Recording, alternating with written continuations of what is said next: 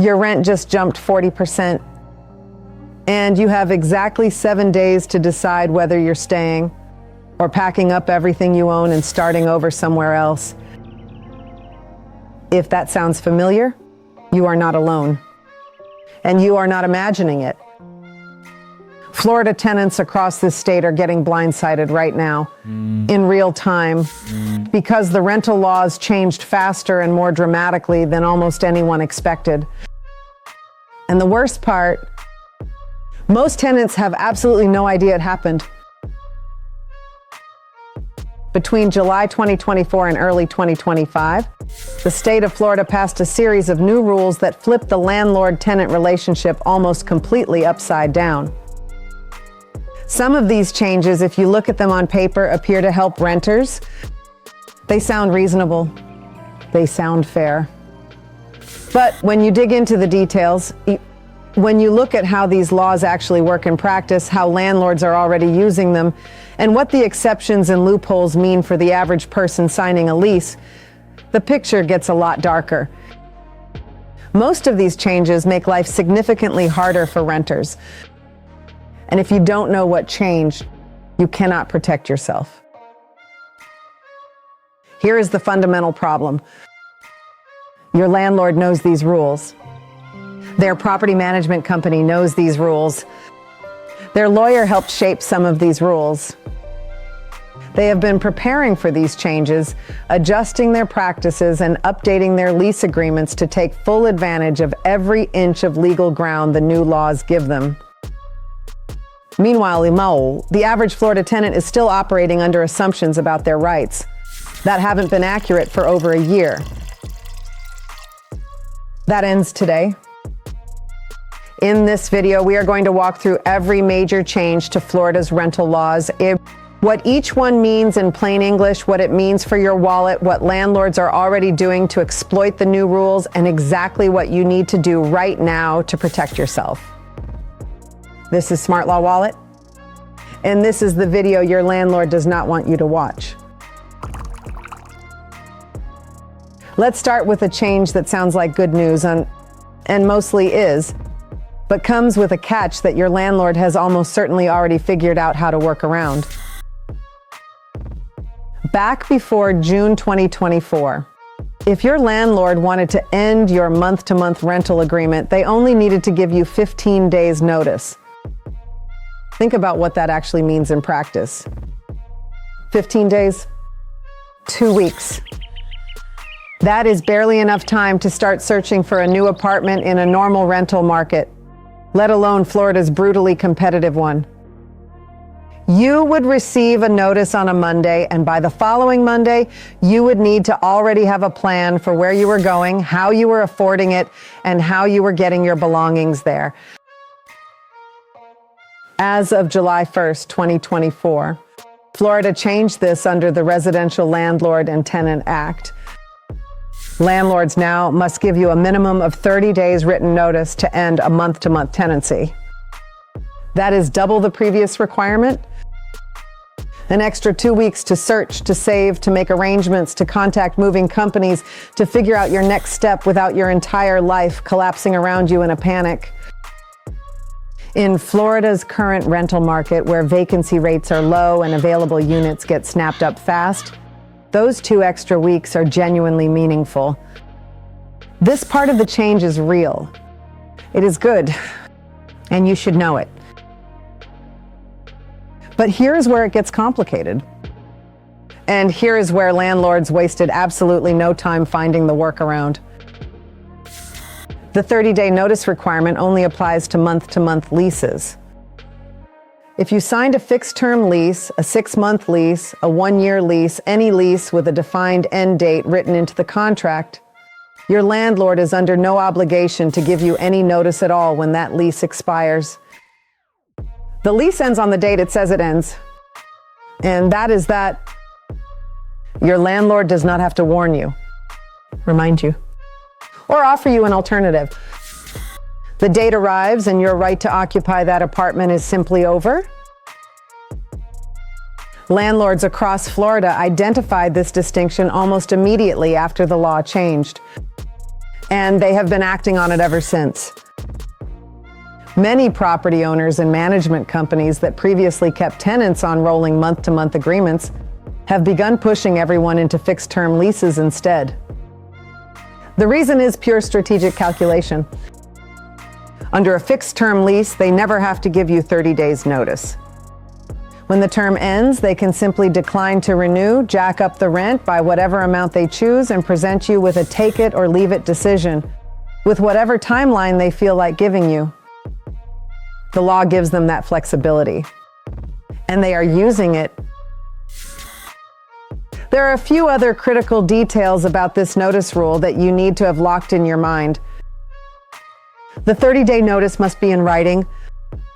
A text message does not count. A verbal conversation does not count. Your landlord telling you in the parking lot that they're not renewing does not count. The notice has to be delivered properly. By mail, by hand delivery, or by email only if you specifically agreed to electronic notices in writing when you signed your lease. Keep every single piece of paper or written communication your landlord sends you, because that documentation becomes your legal defense if they ever try to remove you without proper notice. And understand that this rule works both ways.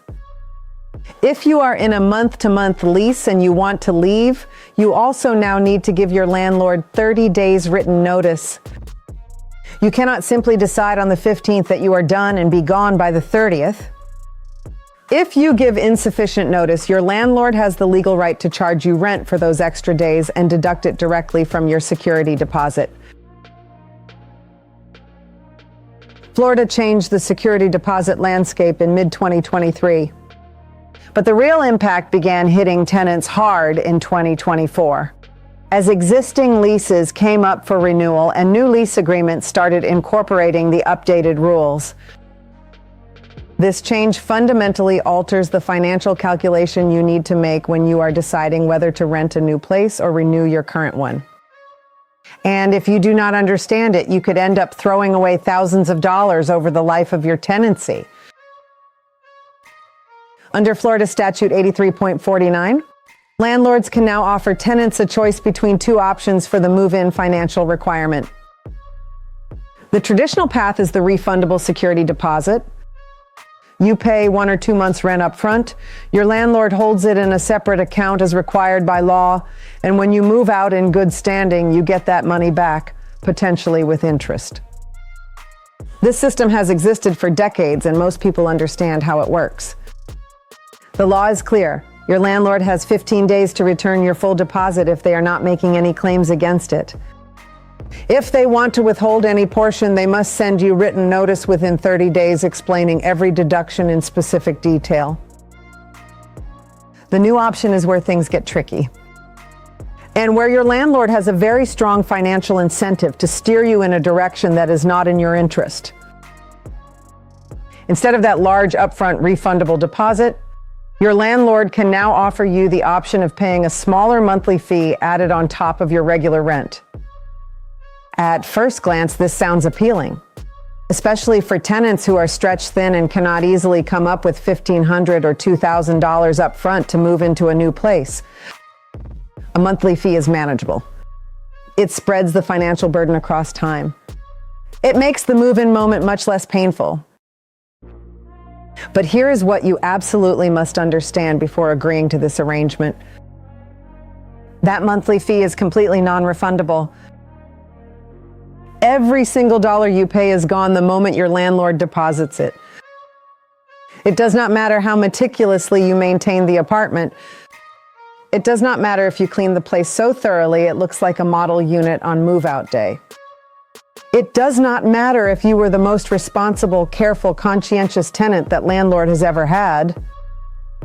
That money is not coming back to you under any circumstances. When you do the actual math, the non-refundable monthly fee option almost always ends up costing tenants dramatically more money over time. Take a realistic example. Your rent is $1,500 per month. A traditional security deposit might be $1,500 up front, money that you would get back in full if you left the place in good condition. With the monthly fee option, your landlord might charge you an additional $50 per month. Over 1 year, that is $600 gone forever. Over 2 years, that is $1,200 you will never see again. Over 3 years, you have paid $1,800 in non-refundable fees, more than an entire month's rent, so for exactly nothing in return. The law does require landlords to inform you in writing that you have a choice between these two options. They cannot simply present you with the monthly fee as if it is your only option and force you to take it. But many landlords push the monthly fee aggressively. Some tenants do not realize they have an alternative. And the upfront financial appeal of the lower move-in cost causes people to sign agreements without fully calculating the long-term damage to their finances. Read everything before you sign. Ask explicitly which option you have. And if you are planning to stay somewhere for more than a year, the traditional refundable deposit is almost certainly better for your wallet. This is the section of this conversation that every Florida renter needs to hear clearly and completely. Because the confusion around this topic is enormous, and that confusion costs tenants money, time, and mental energy they cannot afford to waste. Florida does not have rent control. There is no statewide cap on how much your landlord can raise your rent. There is no limit on the percentage of an increase. There is no waiting period between increases. There is no threshold above which an increase becomes illegal. If your rent is $2,000 this month, your landlord can make it $2,400 next month. They can make it $3,000. They can make it $4,000. As long as they follow the proper notice procedures, every single one of those increases is completely legal under Florida law.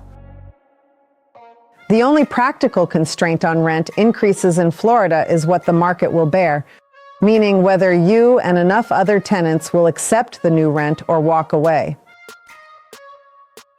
This is critically different from states like California and New York, where rent control exists in various forms and provides at least some protection against unlimited rent escalation. Florida not only lacks statewide rent control, Florida state law actively prohibits local governments from creating their own rent control ordinances.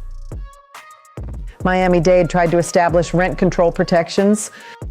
Tampa tried. Orange County tried. Broward County considered it.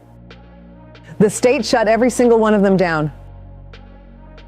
When July 2024 arrived, over 40 local ordinances across Florida were invalidated by state preemption law, wiping out a patchwork of local tenant protections that communities had spent years building. The only theoretical exception exists in cases of a declared severe housing emergency. And even then, any rent control measure requires approval by public vote and can last no longer than 12 months. As of early 2026, not a single city or county in Florida has active rent control of any kind.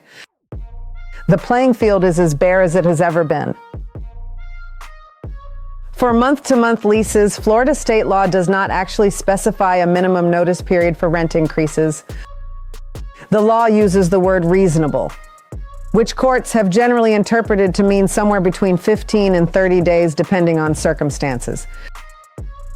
For fixed-term leases, your landlord cannot raise your rent mid-lease unless the lease itself contains specific language authorizing mid-term increases.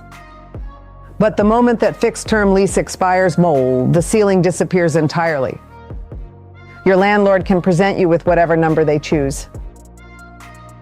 The pattern playing out across Florida right now is that landlords send rent increase notices 60 days before a lease expires. The increase is often substantial, and tenants face an impossible choice.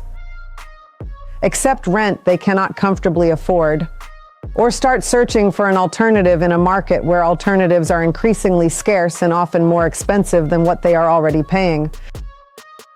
Most people eat the increase because the alternative is worse.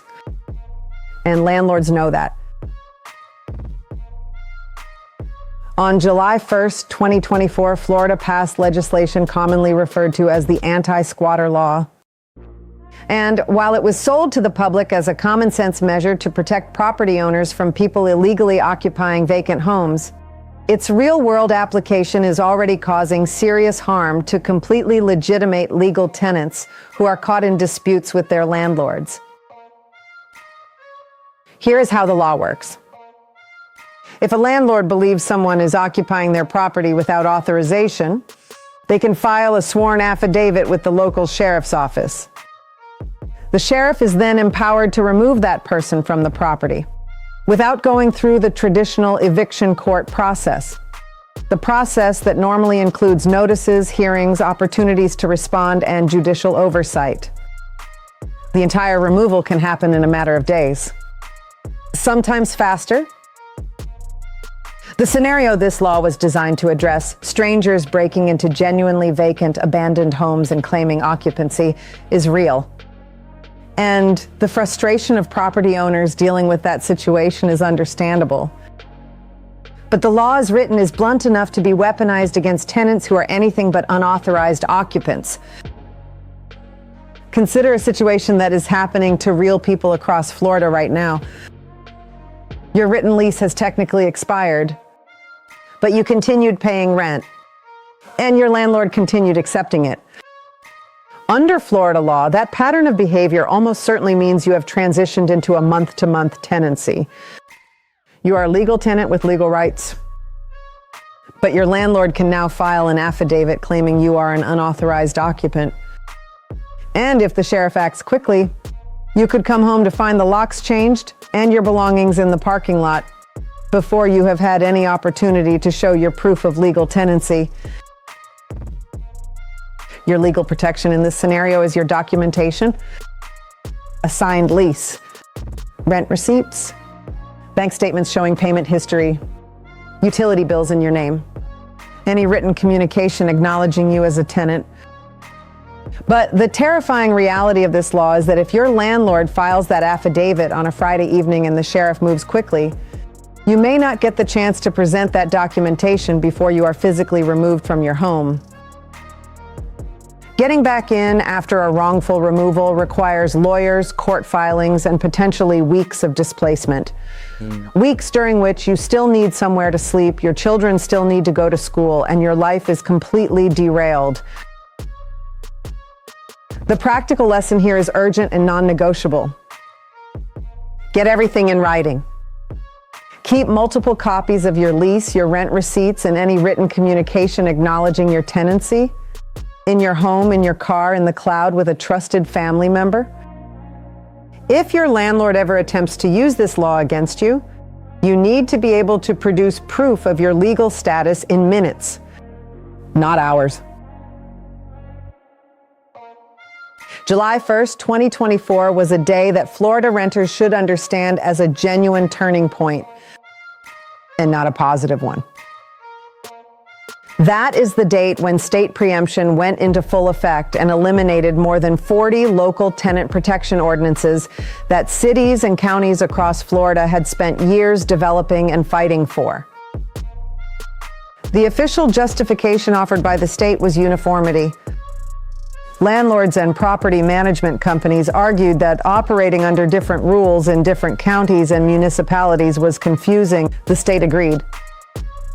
And the list of what the state now covers is broad enough to swallow nearly every meaningful local tenant protection that had existed.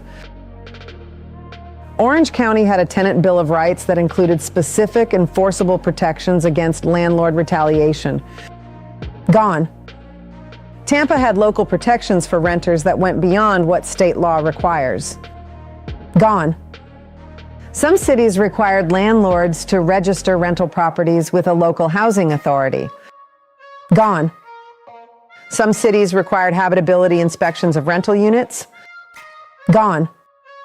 Some local ordinances required landlords to give longer notice before entering a tenant's unit, 24 or 48 hours instead of the state minimum of 12 hours.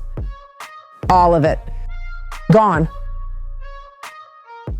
What makes this especially painful is that preemption does not just kill existing ordinances. It prevents cities and counties from passing new tenant protections in the future. If Miami is experiencing a rental emergency, to know if rents are rising so fast that working families are being displaced en masse, local officials who want to respond cannot. If Tampa wants to require landlord registration to address a wave of habitability complaints, it cannot. The state has not just tied the hands of local governments for today, it has tied them permanently for any crisis that may arise tomorrow. Starting July 1st, 2025, Florida law allows landlords and tenants to agree to send all legally required notices by email. On the surface, this sounds like a reasonable modernization. Email is how most people communicate. It leaves a written record. It is faster and cheaper than certified mail. But the details of how this works in practice create significant new risks for tenants that most people are not thinking about when they sign a lease agreement. If both parties agree in writing, in the lease itself or in a separate signed addendum, then email becomes a valid method for delivering every important legal notice in the landlord-tenant relationship. Eviction notices, rent increase notices, security deposit claims, lease terminations. All of it can now be handled via email if you agreed to it. And the law specifies that a notice is considered delivered at the moment it is sent to the agreed email address, not at the moment you actually open it, read it, or become aware of it. Think carefully about what that means. Your landlord sends you an eviction notice at 3 in the morning. Legally, you received that notice at 3 in the morning. The countdown on whatever response deadline the law gives you began at 3 in the morning. If you check your email at noon and see it for the first time, you have already lost 9 hours of whatever time you had to respond. And the scenarios in which you might miss a critical notice entirely are not hypothetical. Your email account gets compromised. A notice lands in your spam folder. Your inbox fills up and the message gets buried. You changed email addresses 6 months ago and forgot to tell your landlord. In any of these situations, the law says the notice counts as delivered even if you never saw it. You could lose the right to contest an eviction because a legal notice went to your junk mail. Agreeing to email notices is optional. Your landlord cannot require it. If you prefer to receive notices by mail or hand delivery, such as methods that are harder to miss and create clearer documentation of receipt, you have the right to insist on that. And you should put that preference in writing when you sign your lease. As of October 1st, 2025, Florida landlords are required to disclose flood risk information to prospective tenants before a lease is signed. This requirement is new. It is significant, and it matters enormously in a state where flooding is not a hypothetical risk, but a recurring reality for a substantial portion of the population. Under the new rule, landlords must inform you whether the property is located in a FEMA-designated flood zone and must disclose any known history of flooding at the property. This is meaningful because flooding risk directly affects not just your safety during a storm, but your financial exposure afterward. Flooding can destroy furniture, electronics, clothing, documents, and irreplaceable personal property. And regular renter's insurance, the kind most tenants carry, does not cover flood damage. Flood insurance is a separate policy, purchased separately, and in high-risk zones, it can cost between $500 and $2,000 per year. Before signing any lease in Florida, particularly in coastal areas near rivers or in low-lying parts of Tampa Bay, Miami, Fort Lauderdale, Jacksonville, Naples, or Fort Myers, take the flood risk seriously as a financial factor. Go to FEMA's Flood Map Service Center online and look up the specific address yourself. Do not rely solely on what your landlord tells you. Ask your landlord directly about flood history and get their answer in writing. Because if flooding occurs and you later discover they knew about prior incidents and failed to disclose them, that written record becomes legally significant. Under Florida Statute 83.49, the rules around security deposit returns are actually quite tenant-friendly, though if you know them and enforce them. The problem is that landlords violate these rules constantly, banking on the fact that most tenants do not know their rights well enough to fight back. When you move out, provide your landlord with your new forwarding address in writing. This is your legal obligation. And it starts the clock running on theirs. If your landlord does not intend to make any deductions from your deposit, they have 15 days to return the full amount. If they want to make deductions, they have 30 days to send you written notice listing every specific charge and the dollar amount of each one. After receiving that notice, you have 15 days to object in writing. Here is the enforcement mechanism that most tenants never know about. If your landlord fails to send you that required notice within the 30-day window, they forfeit the right to keep any portion of your deposit, regardless of the condition you left the apartment in. If you moved out on June 1st and your landlord has not sent any written notice by July 1st, the entire deposit is legally yours. Landlords can deduct for unpaid rent, for damages beyond normal wear and tear, and for cleaning if the apartment is left unreasonably dirty. They cannot deduct for normal wear, minor paint scuffs, worn carpet in high traffic areas, small nail holes from hanging pictures. These are expected consequences of someone living in a home, not damage caused by negligence or abuse. If your landlord keeps your deposit wrongfully, small claims court is your remedy and you do not need a lawyer to use it. If you win, the court can order your landlord to pay your attorney fees and court costs on top of returning your money. Normal wear and tear is the phrase at the center of more deposit disputes than almost any other issue in Florida landlord-tenant law. And the ambiguity around what it means costs tenants enormous amounts of money every year. Money they should have gotten back and did not because they did not know how to fight the deductions. Florida law does not provide a precise legal definition of normal wear and tear, but courts have consistently interpreted it to mean deterioration that occurs naturally from ordinary intended use of the property over time, without negligence, carelessness, or abuse. Faded paint from sunlight exposure is normal wear. Minor scuffs on walls from furniture is normal wear. Carpet worn down in hallways and living areas from foot traffic is normal wear. Small nail holes from hanging pictures are normal wear. A door handle that loosened over years of regular use is normal wear. Minor surface scratches on hardwood floors are normal wear. Large holes in walls are not normal wear. Carpet stains from spills that were ignored are not normal wear. Burns on countertops are not normal wear. Broken windows, broken appliances, damage through misuse, unauthorized paint colors, pet damage to trim or flooring. None of these are normal wear. But when you are facing a deduction dispute, the key legal principle to invoke is depreciation. Florida courts have ruled that landlords can only charge you for the remaining useful life of a damaged item, not for its full replacement cost. If a carpet had a 10-year useful life and you lived in the apartment for 7 years and damaged it, your landlord can only charge you for 3/10 of a new carpet, the remaining value you actually cost them.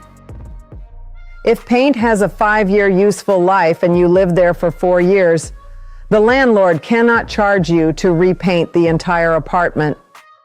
They can charge you for 1/5 of that cost, at most. Life does not always cooperate with the timeline of a 1-year lease. Job transfers happen. Family emergencies arise. Relationships end. Health situations change. And when they do, you may find yourself needing to break a lease before it expires, which under Florida law puts you in a genuinely difficult position, but not a hopeless one. The baseline rule is that if you signed a fixed-term lease and you leave before it ends, you are generally liable for the remaining rent through the end of the lease term.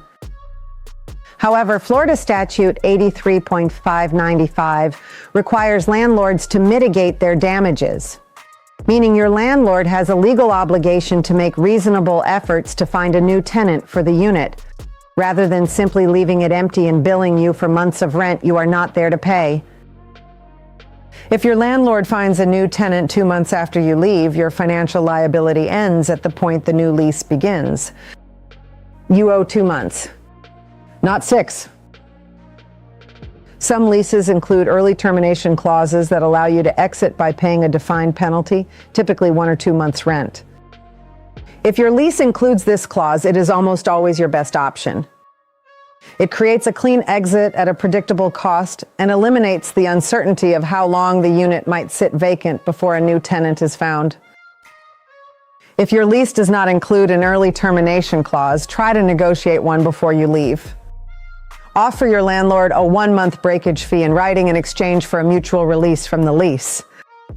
Many landlords will take it because it is faster and less complicated than managing the mitigation process. Florida law does provide 2 automatic exit rights worth knowing.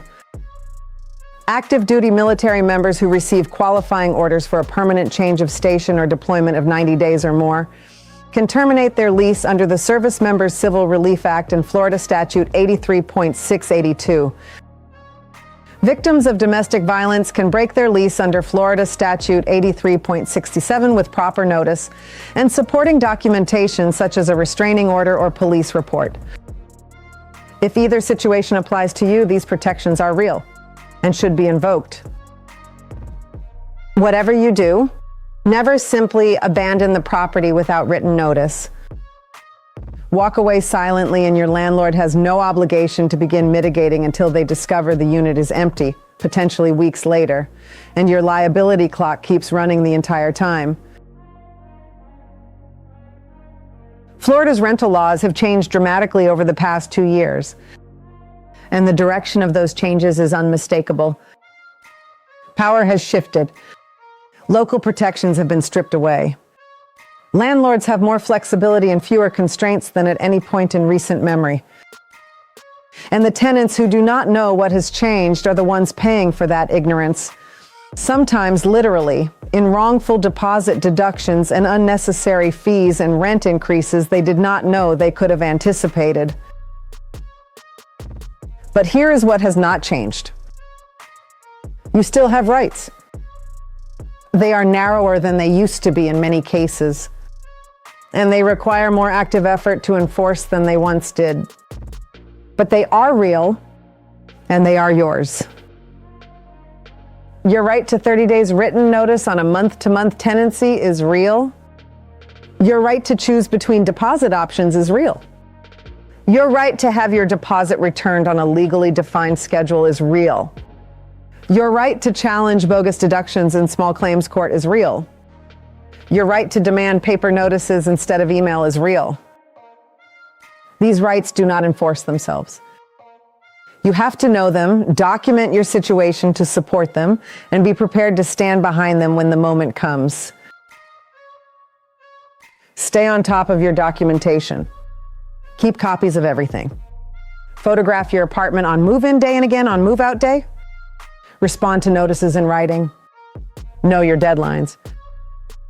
And if you ever find yourself facing a situation that feels legally complex, a potential eviction, a disputed deposit, a landlord using the anti-squatter law in a way that seems wrong, get legal help early, not after the damage is done.